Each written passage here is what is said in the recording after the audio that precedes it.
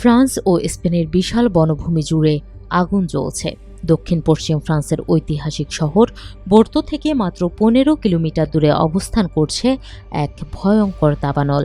এই দাবানল আর আসন্ন তাপদাহের আশঙ্কায় জরুরি বৈঠক ডেকেছেন ফরাসি প্রেসিডেন্ট ইমানুয়েল ম্যাখো। ইউরোপ জুড়ে ইতোমধ্যেই 3,30,000-এর বেশি মানুষ নিরাপদ আশ্রয়ে যেতে বাধ্য হয়েছেন, যার মধ্যে বোর্তোর আশেপাশের অঞ্চল থেকেই সরিয়ে নেওয়া হয়েছে হাজার হাজার বাসিন্দাকে।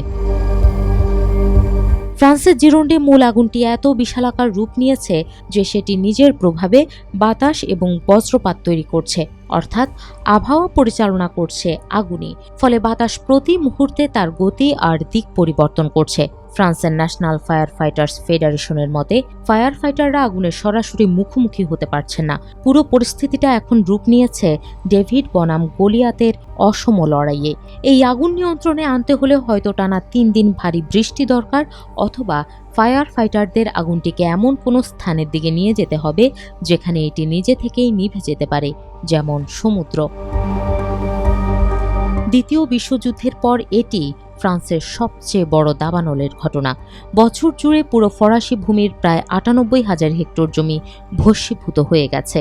এর মধ্যে দেশের দক্ষিণ পশ্চিমেই পুড়েছে প্রায় 42,000 হেক্টর জমি। অথচ সামনেই ঘনাচ্ছে আরেকটি দুর্যোগ।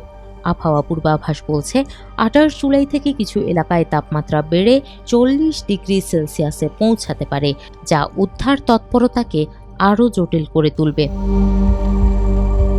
একই সময়ে স্পেনের চিত্র ভিন্ন কিছু নয়।